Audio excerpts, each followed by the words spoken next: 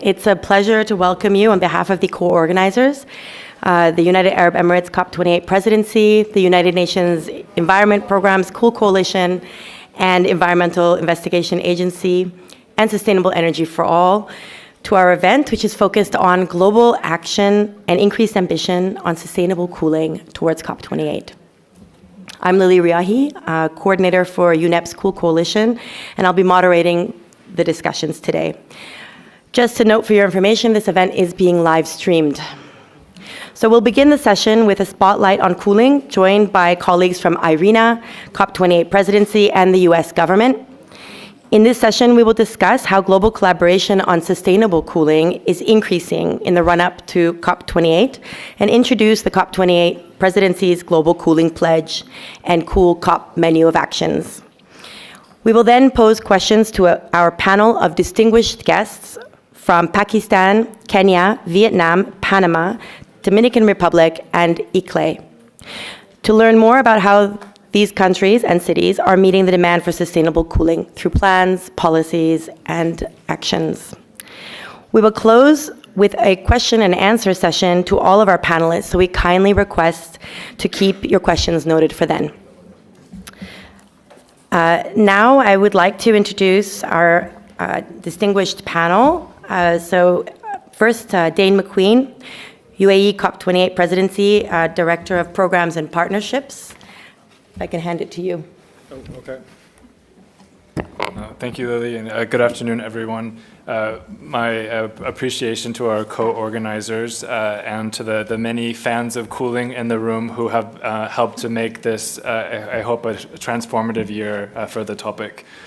So as you can imagine, from the UAE, and Francesco knows this very well, it's a warm country, and it's something that spills across all of our sectors, from residential life to food to health, and it's a trend that is very evident and increasing across the world. We in the UAE have found very good solutions to some of this, but it also comes with very high energy costs and with emissions implications. And as we see these trends intensifying on global warming, on extreme weather, we know that there's going to be more and more demand for cooling, that it will become an issue, as it already is, of justice, particularly for lower income groups, and it will have very significant emissions implications. So in this year of the global stocktake, where we are on the hook to surface and address all the issues that affect adaptation, mitigation, means of implementation, loss and damage, we wanted to bring cooling into the mix.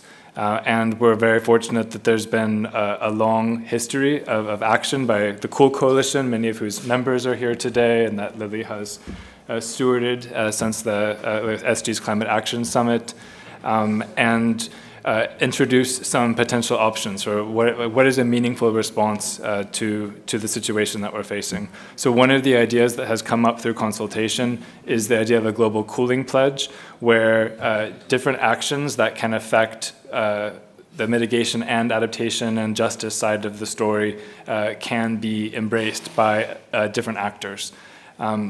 We're also very fortunate that India has taken up this topic within its G20 and Clean Energy Ministerial Mission Innovation leadership this year. So there's a very nice coordination between us as the presidencies. They're holding a ministerial in Goa next month, where we will also bring up this idea. And the hope is that going from now until COP28, we can have this process of consultation, of debate about what an outcome looks like, what can be in a pledge, who could sign up to it, and how we follow up on it immediately after COP28 and into COP29. So really looking forward to intensifying. This is the kind of sprint phase of the marathon, I guess, on the outcomes that we're looking for and the socialization that we need for credibility and for impact. So thank you very much, and really looking forward to welcoming you to. You're going to get the really nice weather period in the UAE, but really looking forward to welcoming you to our country. Thank you. Thank you so much, Dane, including for your leadership on raising ambition on cooling. So now I'd like to hand it over to Mr. Francesco Camera, Director General from the International Renewable Energy Agency, for his remarks. Thank you. Thank you, and it's a pleasure to be with you today.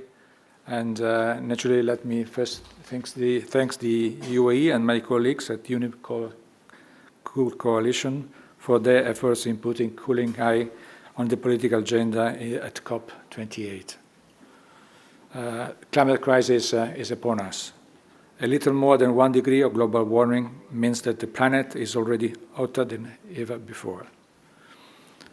As you probably have learned reading our preview of the World Energy Transition Outlook, IRENA is trying to forward this message concerning all the aspects of the crisis that we have in front of us, including cooling, where we are trying to tackle what we think are the major barrier for the further development of renewables. If we don't want the disruption of the energy system, and we want to decrease the emission of coal, oil, and gas, fossil fuel, inevitably we need to have more renewables into the grid. So we have overcome the obstacle that make not possible having all the renewables that we need into the grid. Also, when we talk about cooling and other, we have to think about cooling that is fed by renewable energy. That's inevitable. So this also we wish to bring your attention today, the necessity that we bring in our debate, the understanding that we have to overcome the barrier that today are making the most convenient way to produce electricity, not going faster as needed. In our point of view, I think that especially for continents like Africa, Southeast Asia, the physical infrastructure that sustains the system has to be the first focus of our efforts to build a cleaner energy system. We think that the high cost of capital in the continent as well is just the symptom of the fact that we cannot plug all the renewable energy that we need into our system.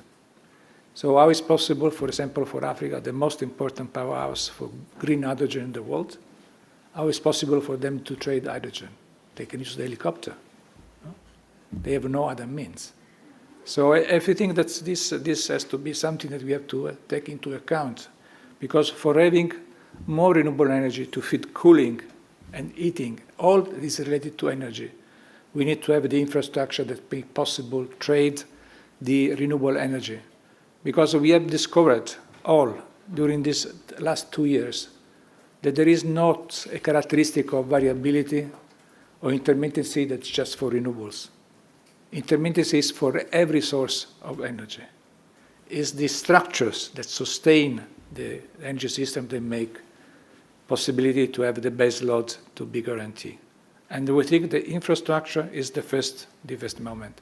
As it should be also when we talk about cooling together with the legal environment, the market design, to promote the use of renewable in the market, changing the pattern of demand. And now we can think that we can afford these challenges together with if we don't adapt our institutional capacity, if we don't have the skilled workforce that's work for the future and not looking at the past. So I think the cooling with the new technology coming is one of the challenges that we have, and we have to afford these challenges in the way that we are overcoming the real barrier that make not possible renewables, the cheapest, the social more acceptable, the more economic viable source of electricity be feeding, cooling as other. So it's really a pleasure for IRENA to be among you, and you can count then on our support until the COP and behind, because I think that the work will not finish there. I think the COP will start the real work after that. Thank you very much. Thank you so much, Francesco. I think it's certainly a very important point you made that we have to tackle these end-use sectors to be able to make the transition to renewables. I think in 2018, it was like a champion year for solar, and I think it was like 100 gigawatts of solar on the grid that was completely surpassed by the demand for room air conditioning. So it really speaks to the point that renewables, the renewable energy transition has to really tackle these end-use sectors. So thank you so much for your partnership on that. Now I'd like to hand over to Dr. Jonathan Mock, Science Technology Advisor from the U.S. State Department. Your government has certainly been a really big champion on cooling, and we're really keen to hear your remarks. Yeah, thank you so much for having me and for organizing the side event on this really important topic. Yeah, so I'm Jonathan Mock from the U.S. State Department, here to kind of share the U.S. perspective. So as we know, and as the IPCC recently made clear, heat stress and heat-related issues are already affecting us now from climate change, and this is only going to get worse with every additional increment of warming. That's why it's so critical to try to limit warming to below 1.5 C. This is very important for us and for the world. Cooling, though, is an interesting area an important area because it overlaps in terms of adaptation and mitigation strategies in our priorities. So in addition to having cooling help with adaptation, there's also a lot of mitigation opportunities in terms of reducing emissions as well as efficiency. So we view in terms of reducing efficiencies of the machines themselves, air conditioners, and so on. But also, we don't want to forget about adaptation and efficiency options such as building envelopes, which can reduce heat exchange between buildings and the outside, urban green spaces, and so on. So we're really trying to look at the full toolkit of what is available. I'm going to talk, I guess, about 3 topics. So the first is COP27 and COP28. Second is a couple of examples of U.S. domestic action. And then I will briefly talk about the Global Cooling Prize. So in terms of the road to COP28, we view this as a really critical time to advance together work on sustainable cooling. There's a lot of exciting action that has been happening and that is potential to happen in the future in this time period. So in terms of Kigali, we strongly urge countries and parties that have not yet ratified it to ratify the amendment. We view this as an absolutely key tool in reducing HFC emissions and implementing and reducing mitigation, furthering mitigation priorities here. So secondly, Article 5 countries that ratify the Kigali Amendment can voluntarily commit to an expedited phase-down schedule of HFCs with support from the Montreal Protocol's multilateral fund. And that's just a huge opportunity that we view to accelerate action globally. And we hope that many, many countries will be taking part of this effort. But another key aspect of this is trying to use this work to use efficiency improvements as well as not just direct reductions in HFC emissions, but also using the Montreal Protocol Fund work to accelerate cooling efficiency and kind of deployment of efficient cooling infrastructure. So we encourage other members of the Montreal Protocol's multilateral fund to kind of adopt the operational framework that allows this as well as an option. So not just directly reducing HFC, but also helping to improve efficiency. And it's also important to note that national and subnational action has a plan. City planners, this is all scales, cooling is very important. So it's not just a national government problem, local towns, individual businesses, et cetera, and we just hope that this opportunity could be embraced by all. And then lastly, having the political will and enabling environments is really essential for raising ambition. This helps promote investment and helps really deploy this type of technology faster. So in terms of quick examples on U.S. domestic action, the U.S. Congress in 2020 passed the American Innovation and Manufacturing Act, which we call the AIM Act, and this authorized our Environmental Protection Agency to phase down HFCs by 85% by 2036. And we're doing this with production and consumption allowances, and so it's happening in a stepwise manner, and we have basically very clear legal authority to do this, which is great, so it's already on the way. The law also directs EPA to maximize HFC reclamation, minimize releases, and facilitate transition to next generation technologies. Another thing is our Department of Energy is working to develop new energy efficiency standards for more than 60 categories of appliances. And so some initial estimates suggest that this could save 2.4 billion metric tons of greenhouse gas equivalents over the next 30 years. And then lastly, our Department of Energy announced new energy efficiency standards for air conditioning that's going to reduce costs and cut pollution. And so that'll decrease emissions, and it's estimated by about 106 megatons in the next 30 years. So these are big changes that are already happening in moving technology. And as technology evolves, costs will drop, and it's going to be easier and easier and more important for this to be adopted globally. Another thing we're continually investing in the US, part of our national labs, as well as the private sector, is research and development. And this is a continual goal to how do we advance these type of solutions further. But it's important that innovation and investments in sustainable cooling come from all sources, so not just governments, but also the private sector, multilateral development banks, financial institutions, philanthropies, et cetera. This is really an all-of-the-world effort. And so lastly, I'll close quickly with some remarks on the Global Cooling Prize. So the US is really proud of our work with our partners to establish the Global Cooling Prize. It was designed to incentivize development of residential cooling solutions with 5 times less the climate impact of what is used now. So this would be a really large reduction, and it's been estimated that this could prevent 100 gigatons of CO2 equivalent by 2050.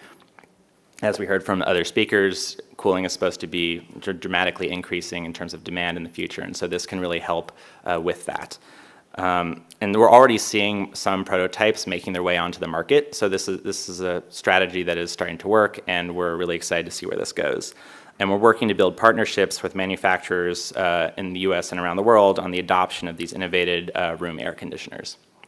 And so it's important also as countries think about renewables, being able to lower, as we were saying, as was just on the panel, reducing electricity demand is then going to be helpful for grid stability and so on. So this is really a win-win-win solution. And thank you, that's all for now.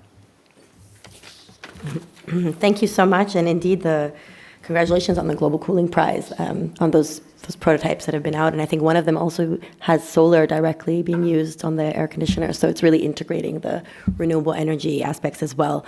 Well, with that, I think we've heard about how we'll be raising ambition on cooling towards COP28, and the global and also how cooling is really touching upon both mitigation and adaptation, and we would invite you to be in touch with the COP28 presidency's team, so Dane McQueen or any other members of the team, to take a look at the pledge and join other countries that are currently reviewing it and who plan to participate in this effort.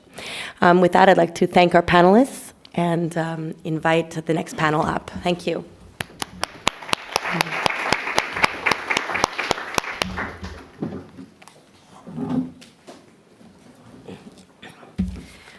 Okay, if I may invite Ms. Saima Shafiq, Climate Change Director, Ministry of Climate Change from the Government of Pakistan.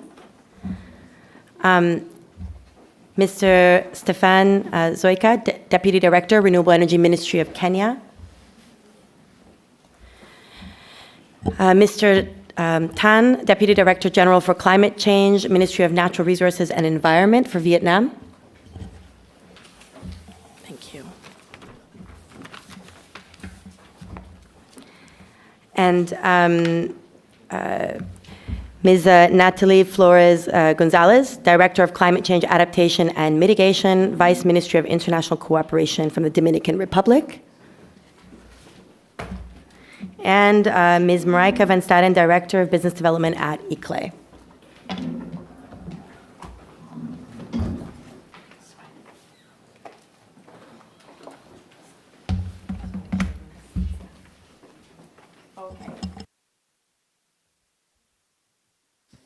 Okay, so thank you all for joining us today. I'm going to start with you, Saima, if I may. Pakistan has really faced extreme heat waves last year in May and June. We all know temperatures were reaching, I think, mid-40s. Could you tell us a little bit about the socio-economic impacts of these heat waves in your country and how Pakistan sees the role of cooling in addressing this challenge? Thank you. First of all, thank you, Lily, for inviting us to this very important panel discussion. Very briefly, I would like to touch upon that in the last 1 decade, Pakistan has been facing an extreme impacts or like the incidences of the heat waves. If you see the trend from 2015, there was a heat wave, then extensive heat wave came in. But it was the gravity was more because it was a humid heat wave, and in which more than 1,000 people died within few days in a week's time, and that too in a clustered population of Karachi and Sindh. And then from there onward, there are consistent heat waves pattern that are coming into the country. And the last year, Pakistan has faced an extreme heat wave. The process starts building up in March, which is usually not that hot in country like Pakistan, but the temperature starts rising in March, and the potential was built up so strong in April that the heat was coming in.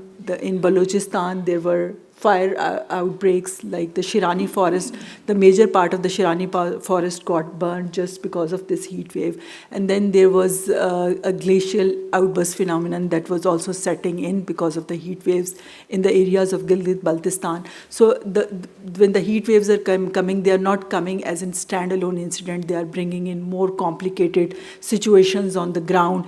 So it's impacting in terms of forest fires. It's coming. The impact is coming in terms of the glacial lake outburst phenomenon. Then the floods are coming in, and then the settling in of monsoon in a way where the rainfall happened in the streams where it has never happened, and this has resulted in the recent flood in which Pakistan has faced a lot of damages as compared to the flood of 2010. This flood was very different geographical.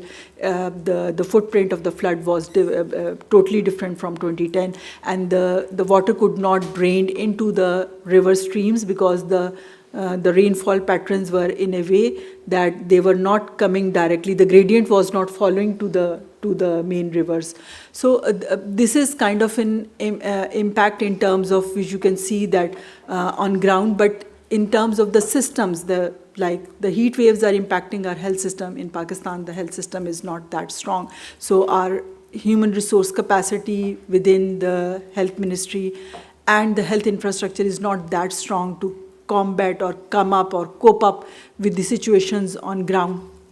So it's a complicated situation on ground, and the impacts we cannot calculate what socio-economic impact it is bringing in, but there are many sectors that are being impacted. Like one more sector that is impacted very aggressively is our agriculture sector, because Pakistan is an agriculture country, and with these heat waves, our crop production is changing.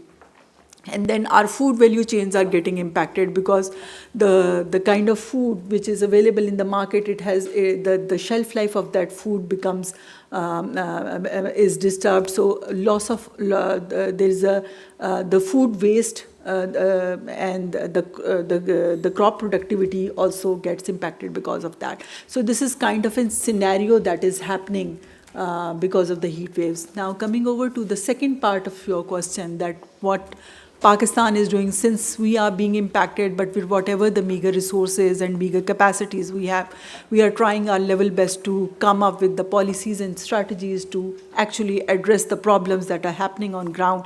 I would come up with a very recent example of this national clean air policy. Under the clean air policy, we have identified certain interventions to actually combat the heat waves and its incidents, the impacts of heat waves as well, like introduction of the green spaces, working on the short-lived climate pollutant inventories to identify that what are the impacts of these short-lived climate pollutants within Pakistan.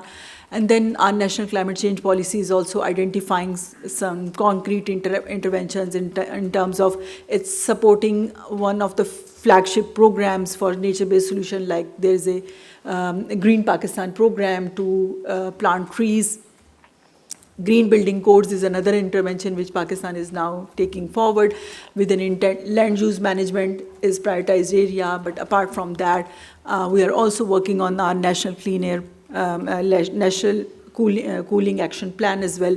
So this is how government of Pakistan is prioritizing things and moving forward. But in terms of the gaps, we still need the capacity building components, we need the technology component, contextualization of the adoption and transfer of technologies and its context, and then taking up of that technology within the communities, the accessibility part of it.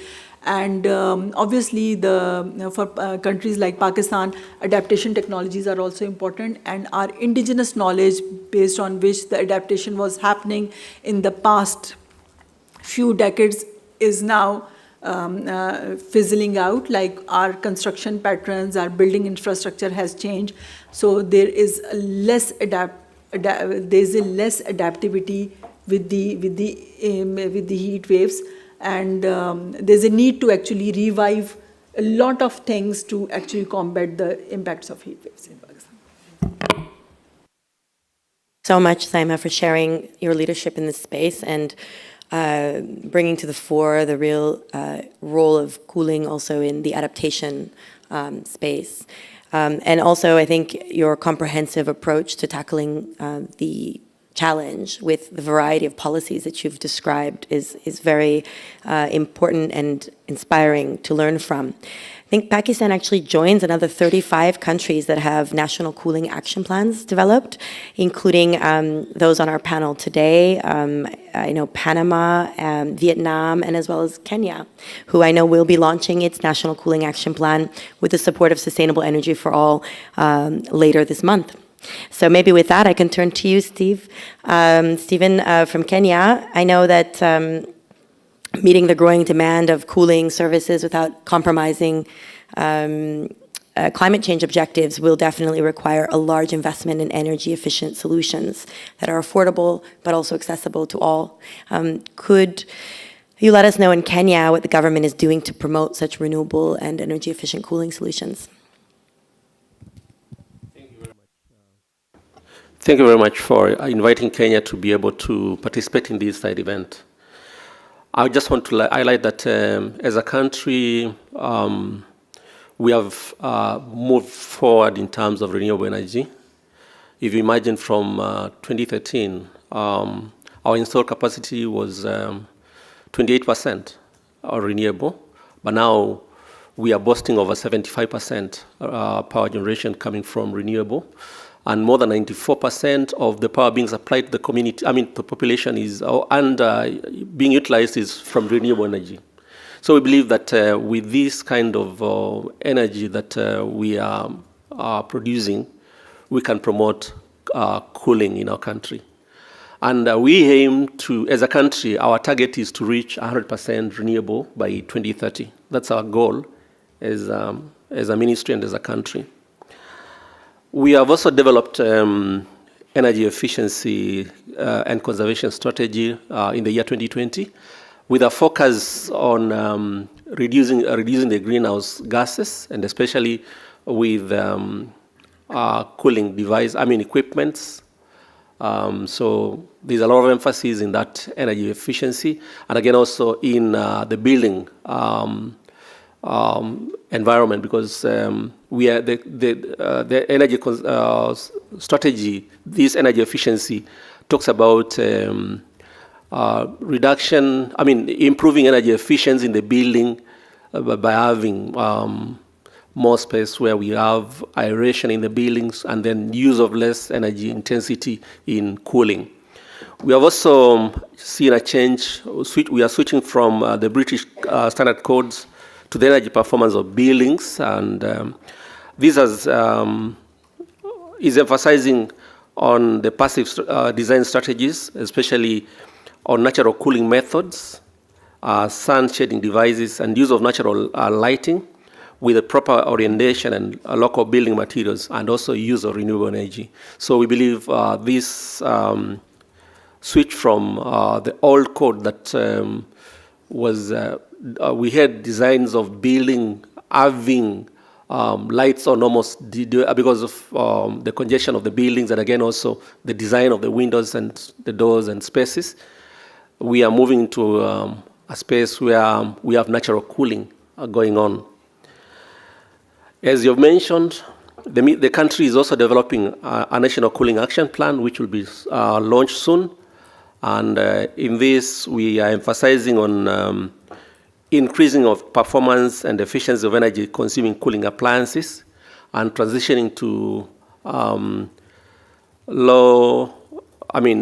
refrigerants which have less greenhouse gas effects in the environment. And again, also increasing access to sustainable cooling and agricultural cold chains. We are also we're having the first African Center of Excellence for Sustainable Cooling and for Cold Chain, which we're calling the SPOC, that is Specialized Outreach and Knowledge Establishments, being developed in Kenya in partnership with UK government and UNEP. And especially, we are targeting 3 value chains. One is fish around Lake Victoria, and we have pilot. The first county that is going to benefit is one county called Homa Bay, and then we have a county that has the highest production of dairy milk in Africa, which is called Kiambu, with the biggest. Actually, we normally say it has the biggest cooperative society for dairy industry, and we'll be benefiting from this. And again, also another county which is producing mancol in a country called Kitui.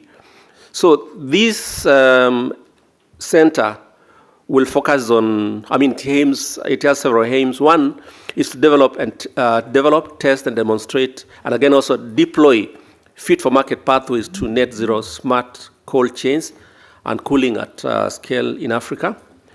The second aim is to improve knowledge on post-harvest behavior of food to optimize systems, and again also maintain nutritional and physiological quality of the food that we are producing. The third aim of this center is to provide technical business assistance and training to small-scale farmers and the rural communities. The fourth one is to build skills, engineering skills for the workforce who will be maintaining those centers, the cooling plants. And it will also be conducting research on future-proof and localized solutions for food loss reduction in our country. Again, also, it is aiming to exchange lessons learned via a hub and spoke model. Again, also, it will be used for public awareness on the benefits of using sustainable cooling.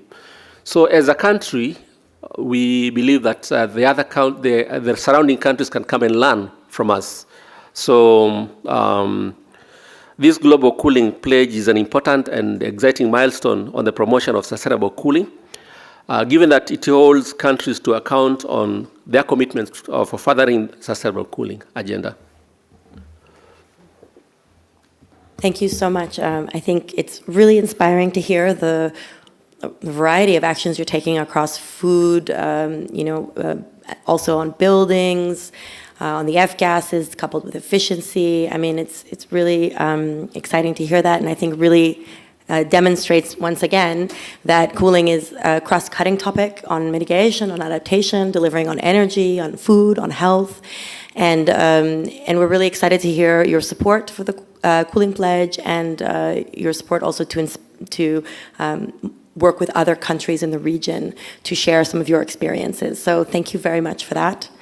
I will now turn to Mr. Tan from Vietnam.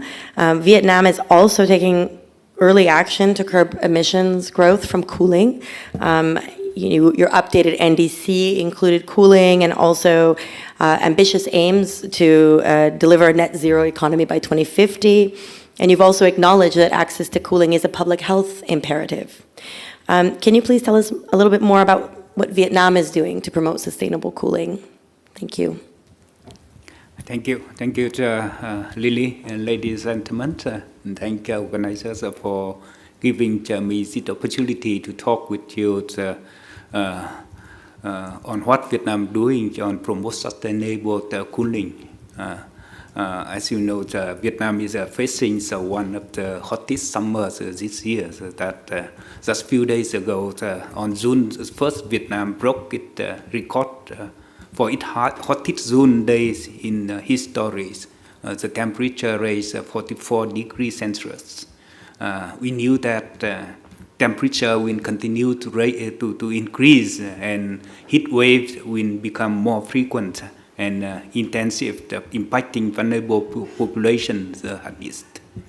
For the government of Vietnam, adapting to this heat with particular emphasis on vulnerable community is a national strategy and priority, and we have highlighted it in our updated NDC set with the UNFCCC in 2022.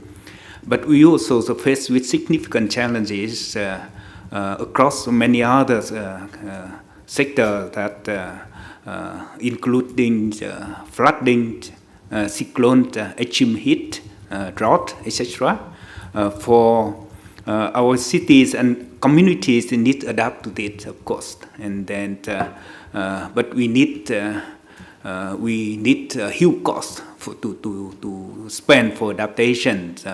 In our NDCs, we indicate that the government can only pay for only 30% of the cost. The remaining, we look for international support as well as investors.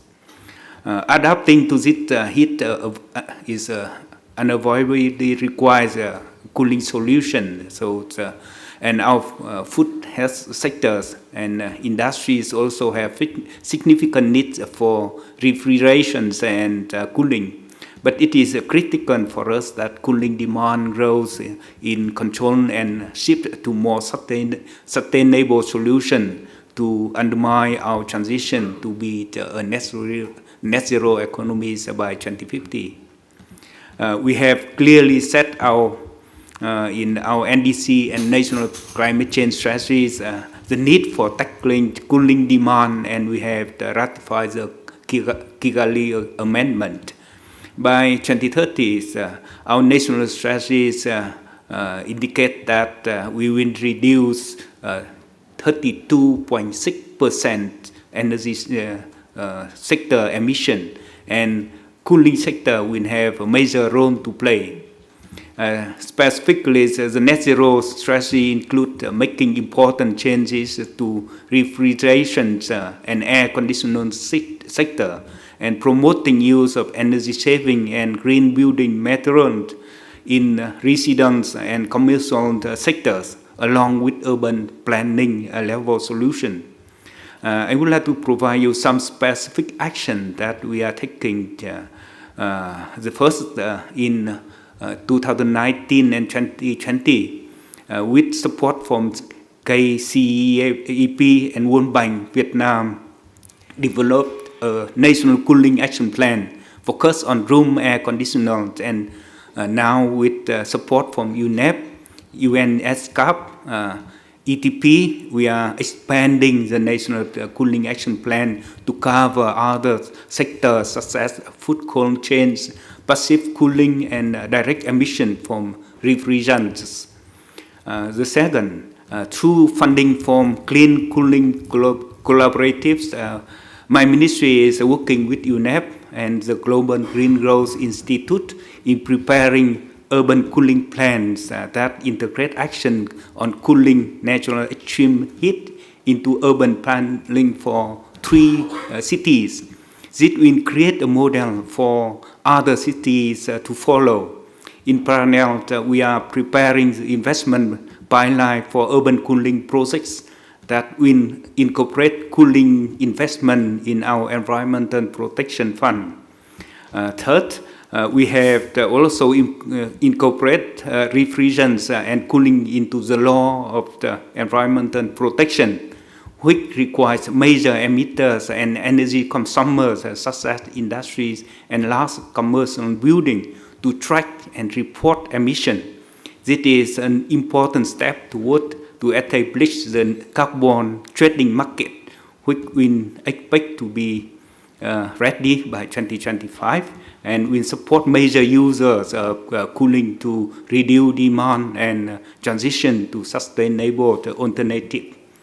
Finally, I would like to stress that international cooperation and support will be critical for Vietnam's effort to deliver net zero emission by 2050 and adapt to our economies and population to climate change. We want to learn from other countries as well as to share our experience. We welcome the multi-stakeholder effort of the global cooling pledge, which are closely examining. We look forward to work with the COP28 presidencies and Cool Coalition to build the momentum. Thank you very much. Thank you so much, Mr. Tan. Again, another really inspiring intervention on the various actions you're taking, and I think it's a recurring theme that we're hearing from the speakers, that really it's cooling action is really multifaceted and multi-sectoral, and also multiple levels of governance. So I think it's really interesting to hear how you're supporting, as a national government, cities as well, and subnational governments to tackle the growing heat and the urban heat island effect. So that was really inspiring to hear, and thank you for your support as well to the Global Cooling Pledge and to share your experiences with other countries. I will now turn to Ms. Rosalina Lindo, Undersecretary, National Energy Secretariat of Panama, who is our virtual participant joining online, but very passionate to share the experiences of Panama. Panama's cooling plan emphasizes the importance of private sector participation and the general public in achieving sustainable cooling, and places special emphasis on women and the needs of the most vulnerable. So, Rosalina, could you share your views on why it's important for the transition to sustainable cooling to be inclusive and equitable, and also how, in your experience, governments can work better with the private sector to achieve an equitable transition? Thank you. Over to you. Thank you. Thank you very much for having me here. I'm so happy to be today among cooling lovers looking for ambitious actions to shield our climate against increasing greenhouse gas emissions. And I'm also sure that this room is filled with climate avengers. And first of all, I want to emphasize that in Panama, as a tropical country, there is a clear and fundamental role in decarbonizing cooling because it is the area that most preeminent we as energy consumers get embraced and comfortable by energy to enjoy our life while producing value to our economies. And decarbonizing cooling needs to be fed, yes, with technological advances, with innovation, with old and new partners, women, youth, national and local governments, international cooperation, and mainly it has to be fed by a strong global work plan. And this alliance is preparing to deliver that with the Cool COP menu of actions. And for us, the lowest emission pathways for cooling involve a very rapid decarbonization on electricity supply alongside extensive renovations of existing homes, including improving of thermal envelopes and renewable energy use for cooling, and the potential use for the technology and sustainable designs to decarbonize has to go hand by hand with the energy consumers aiming to evolve their energy behaviors as part of the tools against the rise of global temperature. And reaching net zero emissions will require the deployment of multiple strategies and greater reduction of embodied emissions. And in Panama, we have right now the rational use and energy efficiency strategy that is key and fundamental part of our energy transition agenda that was approved in 2020. The 95% of total emission reduction targets in Panama will come from the energy sector, and energy efficiency measures represent the 20% of it. And to do so, yes, we have a law that really established the general guidelines for the policy in energy efficiency.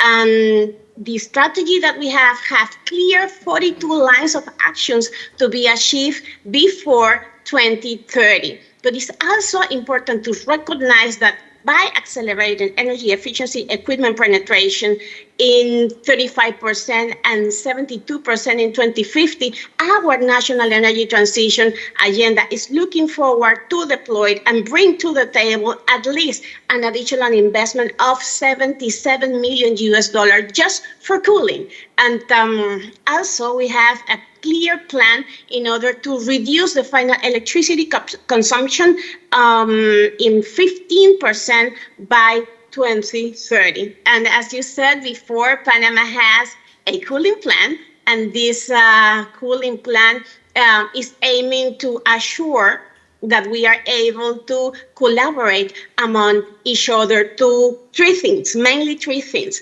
First of all, establishing synergies between the cooling program and other programs and initiatives related to the environmental and climate protection, and mainly regarding sustainable building, energy efficiency, labeling, and the import of ozone-depleting substances. The second objective is related to energy efficiency and the transition to low global warming potential refrigerants under a holistic vision of political interventions aligned with economic growth, seeking to provide access to cooling services necessary to improve food preservation, access to medicines, and also to take advantage of the opportunity offered by technologies to reduce the costs associated with energy and the use of cooling equipment. And the third objective is to establish a clear roadmap to accelerate the transformation of the cooling sector, integrating energy efficiency, but using this opportunity to improve people's health. And to do so, right now, we have a sustainable building regulation that establishes the minimum requirements to approach high-performance buildings as a strategy to reduce the impact of buildings that have in the environment. And this regulation is mainly a guidance for architecture and engineering professionals that are designing new construction and residential and non-residential buildings to do so. But when we are talking about cooling, as I said before, we have to be clear that we are talking the behavior of equipments with communities, with women and youth.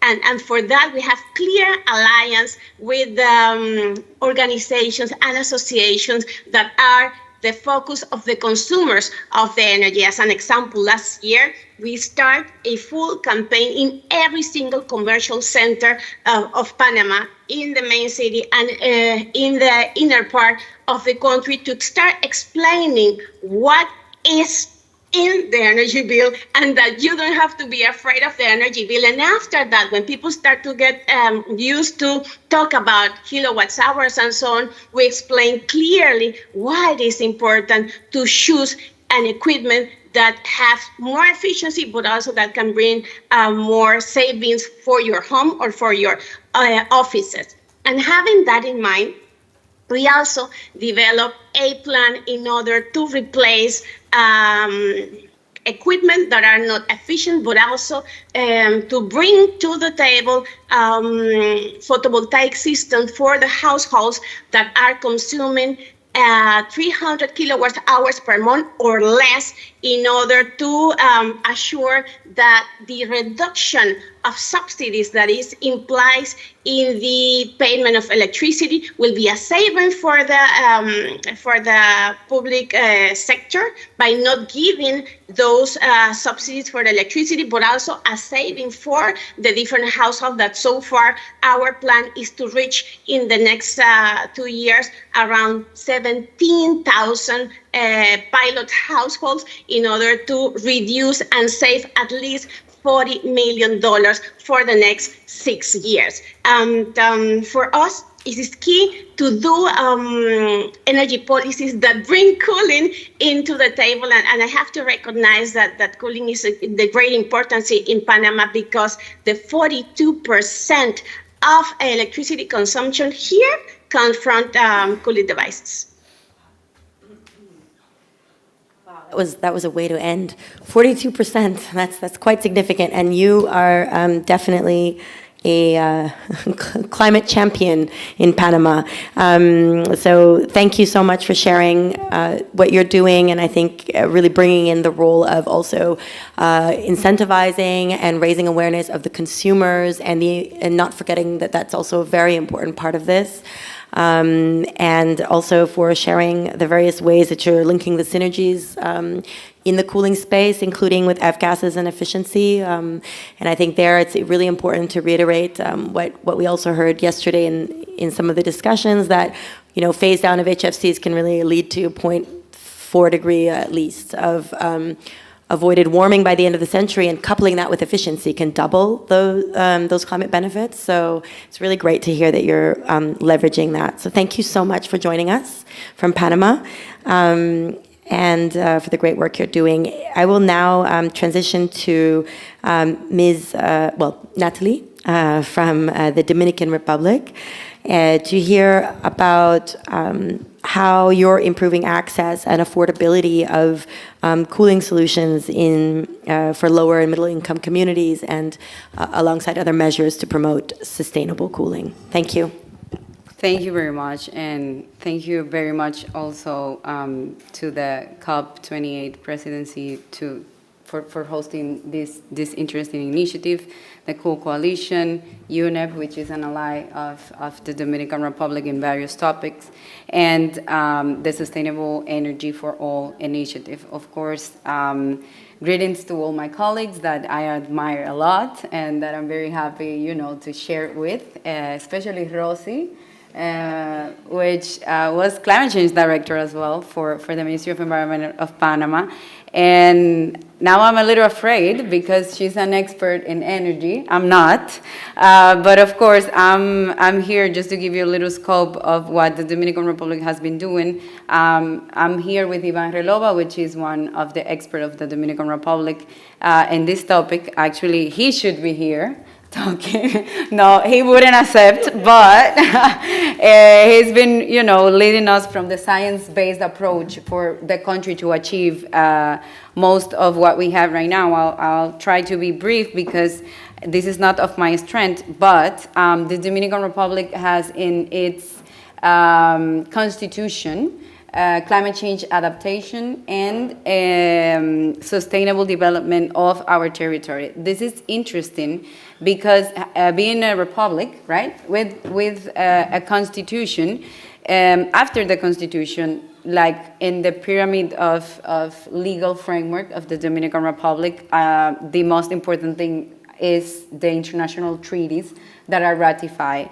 And that's why this pledge is so important. And that's why when we see a constitution that is aiming to achieve climate change mitigation, using adaptation as a co-benefit of the whole package, then I think we can support this type of pledge. Of course, it's not our decision because we have to go to the Ministry of Energy and the National Commission for Energy that actually we have one delegate here from this institution, but we're gonna take the message back home and we are going to elevate this to the Ministry of Energy and Mining for the Dominican Republic to evaluate, join the pledge and everything what we need to do.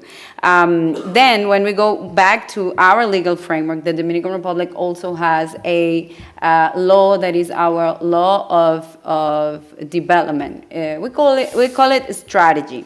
And this development law is aligned with the Sustainable Development Goals, yet most people don't know that our development law has a quota of emissions reduction. So when we talk of having a legal framework for climate change, I ask to myself, and probably Ivan happens the same for him, like why is not our private sector looking into actually our law that established that we need to do that emissions reduction? And that's completely linked with the energy sector and cooling, of course, as part of the whole system of energy. because in these emissions reduction quotas, when we put it together, it was going to be linked with our INDC in 2012 when we were talking about the Paris Agreement and INDC.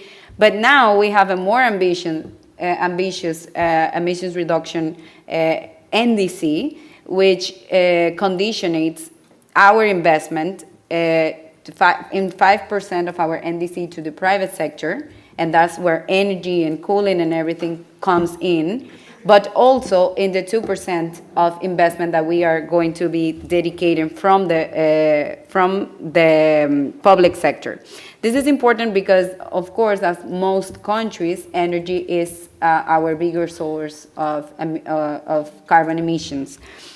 We are a very small developing country in the Caribbean that we share with another country, and our externalities, of course, and drivers of emissions are big, but at the same time, we have a private sector that, from the energy sector, and from my perspective, it's what will help us to achieve actually emissions reduction, because there's a framework that is helping us to have that private sector investment for energy, including cooling. So we have a national decree for the green procurement policy in the country, and a decree for the implementation of energy saving and energy efficiency policy. And both are strategic on top of the law, because of course under the law comes the presidential decrees, but this is really important because it will help us. I mean, the mandate of this decrees, presidential decrees, is to reduce the consumption of gases and refrigeration equipment and air conditioner with higher efficiency containing substances like HFC, right? English is not my mother language. Okay, and of course this comes in compliance with the Kigali Amendment of the Montreal Protocol. Every time I'm talking about the UN Climate Change Convention, even though the Montreal Protocol is not of my strength, as a legal person, because I'm a lawyer, even though I don't practice, but I'm a lawyer, I always put the Montreal Protocol as example, because we achieve, protecting the ozone layer with the Protocol of Montreal, and I think that the UNFCCC could do that if we'll follow all the things that the countries compromised and followed to protect the ozone layer. We can do the same with carbon emissions reductions. So all those policies are aligned, of course, with the national strategy, with the Constitution, and other laws that we have into place in our country. And I could keep talking, but to keep it short, regarding the time that we have here, there's an office that works for this specific refrigerate, like the whole scheme. We have two offices. We have a program of we call it Programa Nacional de Ozono, national program of to protect the ozone layer. That has international cooperation funding, but also in-country funding. We have a directorate of quality assurance, but that also has the science behind, following up with clean air policy, cooling, and all the gases that we need to manage. Also, the environmental law established a whole chapter on waste in gases and everything. So we also worked on that from the Ministry of Environment. And the most important thing from my perspective, of course, because I'm in charge of this convention, is that we are including these gases in our transparency reports.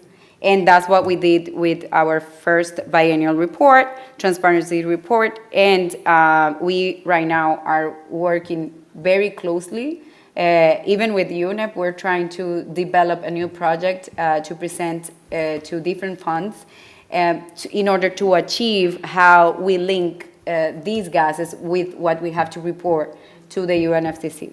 So I think I can leave it there. Ivan and we are going to be here until the end of negotiations. So if you want to reach out and talk a little bit more about what the country is doing and also the other institutions that are involved, I'll be very happy to connect. Thank you. Thank you so much, Natalie. I think the last point you brought up on the inventory and the linkage to the transparency reporting is a really important point, and something that definitely many countries are asking about, how to connect the actions on cooling and the HFC reductions, et cetera, to that reporting process. So I think that's an example that maybe Dominican Republic can definitely share with many other countries. And it's great to also hear about the public procurement that you mentioned, because that certainly creates a really good market for, it brings down the costs of technologies, of course, and creates a market for uptake of these very advanced solutions. So great to hear about that amongst all your other leadership efforts on cooling in your policies. So thank you very much. Finally, I will turn to Marika, who's Director of Business Development at ICLE, to hear a bit more about the role of local governments in tackling the sustainable cooling challenge and the rising temperatures. And we heard quite a bit actually about efforts that were also subnational, including urban greening and building codes from some of the colleagues on the panel. So would be interested to have your perspective on how local governments and regional governments can play a role in this. Thanks. Great, thank you very much, Lily. And it's so exciting to hear what the national governments are doing. I'm vibrating with energy. I think if we're looking at cities, this is typically where the heat island effect is a major issue, and we know that we'll step up and we'll have major challenges in city centers. And if you think already now, more than 50% of the human population are living in cities, 80% are projected to live in cities by 2050. So this is a space where you have to act and you have to protect your community, and you can do a lot about infrastructure, especially looking at energy demand, which is where people are switching to clean, green renewables and avoid and reduce emissions. Now, if we look at the cooling potential, I just want to zoom out again. Talking to national governments here at the SP58, there's a major opportunity here for thinking about vertical integration. How can your national policies enable subnational and particularly local action? How can your policies help access finance for local implementation? And I want to share a couple of interesting things that are opportunities for action in this particular space. But specifically, consider integrated urban planning gives an opportunity. You have your transport, energy, buildings. This space is coming together, and when you're looking at cooling, you need to cool also your buildings. There are many interesting opportunities that you can look when you're looking at the whole territory at a local city, for example. And urbanization brings actually opportunities for action, because you could design more compact systems, and you can look at efficiencies and the scale of solutions as well. Now, local governments are setting ambitious climate targets. The city of Manizales in Colombia, for example, has committed to become a carbon neutral city by 2050. And they have identified heat waves as one of their main challenges from extreme weather events. So the cities are doing local risk and vulnerability studies and assessments, that they understand what are the challenges coming down on them. They're also potentially identifying their local renewable energy potential. So that's already where you can bring things, and they have a better understanding which stakeholders are at risk. So clearly they know what needs to be done. And if they don't know, we can help them. Secondly, then they design these action plans, and then they hit a bump because they cannot access finance. So that's an area where the national governments can certainly step in, also to even finance heat mitigation plans in cities, which I think would be really important for those cities that have identified this as a weakness and a gap. So I think adaptation was mentioned, resilience was mentioned, as well as mitigation. That's where you can get your system efficiency. You can implement one action and you can deal with all these challenges at the same time. Now, as ICLE, we provide technical assistance policy guidance that can help understand. So we're looking at, in this space for cooling, innovation. There is very interesting innovation in materials happening. We need to understand that and see how can we scale that. And we're looking for smart people, because this is about thinking more holistically as well. We have a project pipeline and a project preparation facilities where these projects can come in. The machine is ready. We just need to get it rolling. So let's get those cooling projects from the subnationals in and help to finance them and make sure we can scale up faster action. Now, what solutions have we got here? Of course, green spaces and providing shading is a clear space. In your open public spaces, you have corridors where people walk, where people shop, where people cycle. You can bring nature into your city to protect and cool that space physically by planting trees and creating these green spaces combined with water bodies that will cool that space and everything right next to it, the surrounding area. By that action, you immediately create a people-friendly space. You can create a space where they can go when there's a heat wave and they need shade and water. So this is, again, thinking more holistically. A cooled area is also where your informal sector can be protected. These guys are standing in the sunshine, selling their goods, the hawkers. They also need to be protected. They are part of the vulnerable communities in your cities. Let's go to buildings and building materials and just cooling materials in general, going beyond roofs. I think it's really important to look at your national policies and your local policies and bylaws. Immediately ban dark roofs if you are in a hot space. You do not need a black roof. In fact, you need to avoid the dark colors because that absorbs the energy. So policies promote white roofs. You can use cheap, affordable technologies, painting. There are reflective paints that you can use. It's very easy, affordable, and practically anyone can use those. Then there are more interesting, innovative materials being developed at the moment. I would call that more maybe high-tech. And that goes beyond air conditioners. Air conditioners were mentioned. But there is actually a development in new super cool colored materials coming up. I'm actually monitoring that space because I find that quite exciting.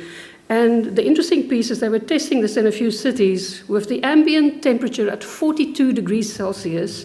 The super cool technologies, surface temperature was 25 degrees Celsius.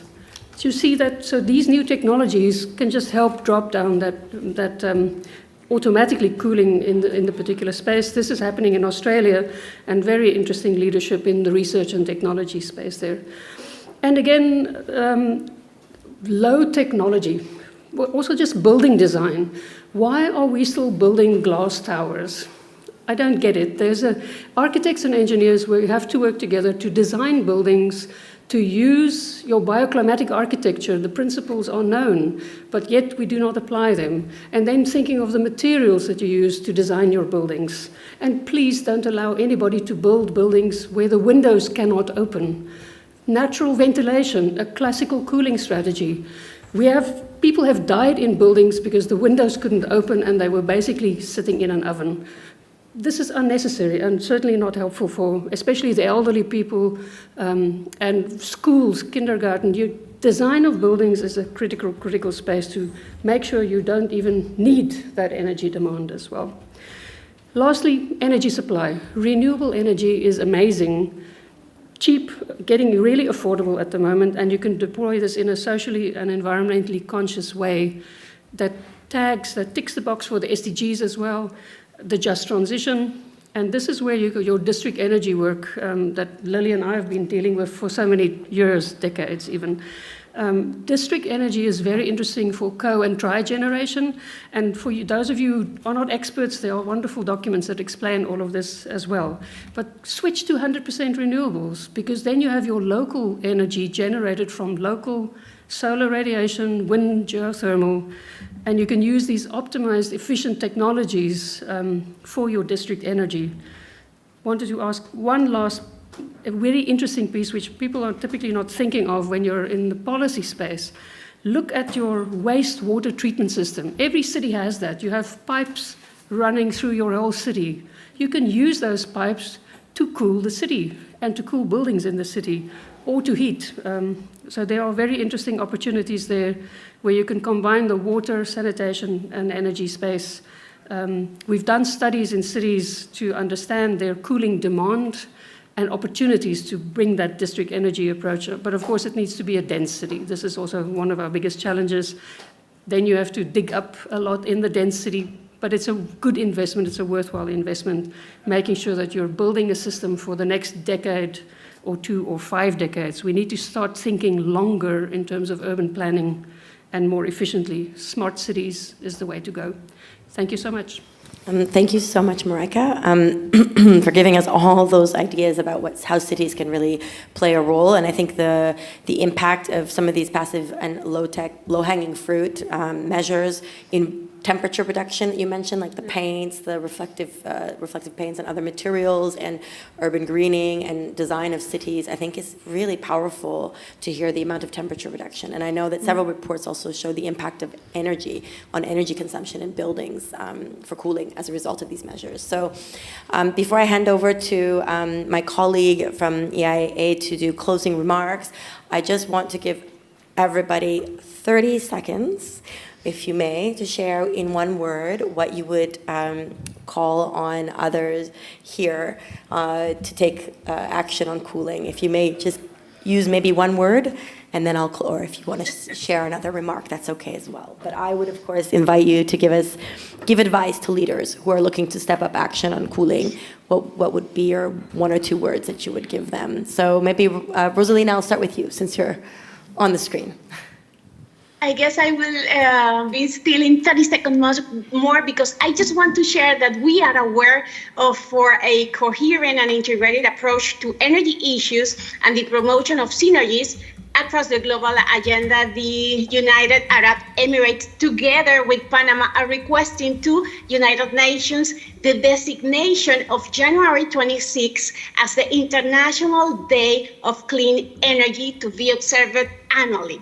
And we are encouraging all member states, organizations, entities within the United Nations system and other international and regional organizations, the private sector, the civil society, including non-governmental organizations, the youth, women, and the children to celebrate the International Day of Clean Energy through education, public awareness activities in order to continue protecting our environment, ensuring universal access to energy, to use less polluting technologies, renewable energy resources in context of each region. And I do hope when this day is officially established, we could yearly, that day, be motivated with the successful report of the implementation of the Global Cooling Pledge.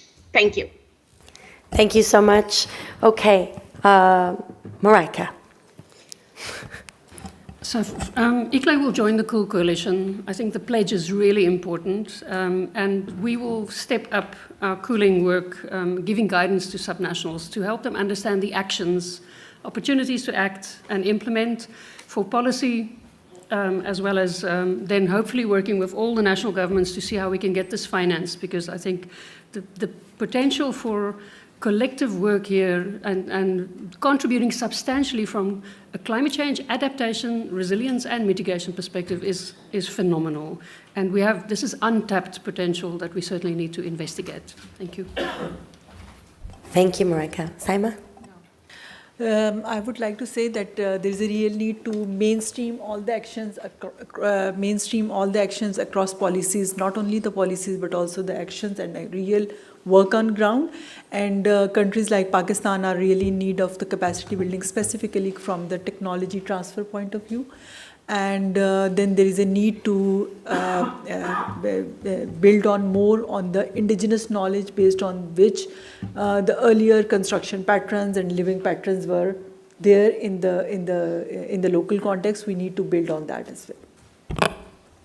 Thank you, Saima. Stephen? Just like I had explained earlier on, we really need a lot of cooling in our country, and especially knowing some areas are far to reach, where we have our facilities that need their vaccination to be refrigerated. and a bigger area where we have a lot of production of fruits and fish and dairy farm. This cooling business is really needed in such, because we do have a lot of first harvest losses as a result of heat in our country. So we look forward to a time when we can be able to have food preservation for food security in our own country. And I just want to make a correction. We, as a technical person, I'm not supposed to commit the country. Maybe the political class, I mean, the people with the mandate can be able to commit the country in terms of this issue. So just like my colleague said, we are technical, but we have the people who can now commit the country to this kind of coalition. Yes, in one word, or I can. I think it's really important to bring the ministries of energy to the conversation, to the table. In my case, I'm gonna take the message to our office the office dedicated for cooling, which is the national program for the ozone layer. And of course, we are going to involve other institutions. I think it's key to make the energy sector understand the linkage between the cooling, the gases, and of course, I don't want to sound biased, but the emissions reductions. So I'm very excited about this type of initiatives, and I feel we are a little bit ahead of the game because we are already working with that advice from the National Council from Climate Change and other institutions on actually doing the merge.